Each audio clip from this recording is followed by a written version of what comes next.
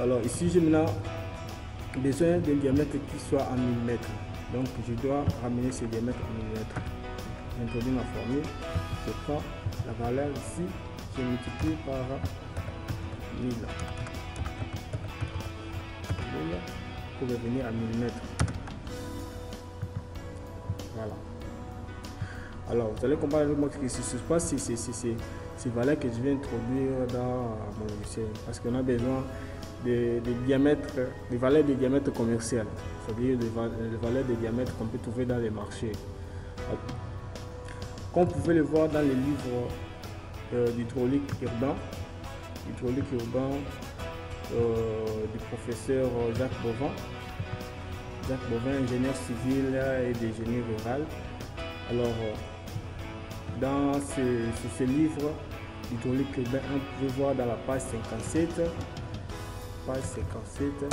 où il y a le diamètre nominal, de différents tuyaux, en fonte, en acier galvanisé, en PHED, PVC, tout ça. Alors, ici on donne le diamètre intérieur et le diamètre extérieur. Alors, ce qui nous importe, c'est le diamètre extérieur. Mais il y a un souci ici, le diamètre ne se limite qu'à 75, c'est-à-dire il n'y a pas de diamètre il n'y a pas de valeur de diamètre qui est en dessous de 75, le diamètre nominal. Alors, dans mes recherches, j'ai pu trouver le diamètre inférieur à 75. J'ai 25, c'est-à-dire 25 mm, 30 mm, 40 mm, ainsi de suite. Alors, pour maintenant déduire le diamètre ici qu'on va utiliser pour notre logiciel, nous allons prendre une valeur qui soit supérieure, proche de la valeur de diamètre nominal. Donc, c'est-à-dire pour ici, nous avons 80. Nous allons prendre un diamètre qui soit supérieur, soit ou égal à la valeur du diamètre nominal. Alors pour 80 ici, je vais prendre 90.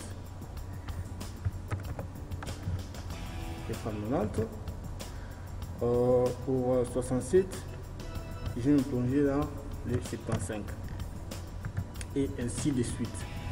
Donc il faut prendre une valeur qui soit supérieure, soit égale à la valeur de diamètre diamètre qu'on a calculé en millimètres ici. Mais souvent il faut prendre un diamètre qui soit vraiment supérieur. Si ça coïncide, il faut prendre une valeur qui soit supérieure pour que l'écoulement soit vraiment aisé. Alors je peux commencer à introduire dans le transfert 1, 2 diamètre de 90. Voilà, je viens ici, j'ai manqué la valeur, j'ai le diamètre de 90. Alors, ce diamètre, c'est un diamètre qui va faire parcourir le débit qui passe dans ce tronçon ici, le débit qui est de 6,5, comme vous pouvez le voir ici. Le débit de 6,5 va passer dans ce tronçon ici. Alors, le diamètre est convenable pour le passage de ce débit, le parcours de ce débit est de 90. Si le diamètre est très grand, il y aura une perte de vitesse, donc la vitesse sera très lente. Si le diamètre est trop petit, la vitesse sera très grande. Ouais. Alors ça doit être un diamètre qui répond vraiment aux conditions hydrauliques, c'est-à-dire qui respecte vraiment, qui répond vraiment aux normes hydrauliques, pour ce qui est de la vitesse, la pression et consort, tout ce qu'on a besoin comme résultat après avoir lancé la simulation. Voilà en long et à large ce qu'on peut retenir sur comment calculer le diamètre, c'est pas net.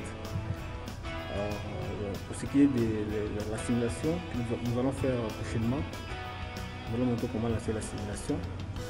Alors pour moi, je dirais qu'on a fini par là. Merci pour votre attention. Nous allons nous revoir dans notre prochain tutoriel. Surtout, n'hésitez pas d'aimer la vidéo, de laisser un commentaire, de vous abonner sur la chaîne pour recevoir chaque moment les nouvelles de la formation.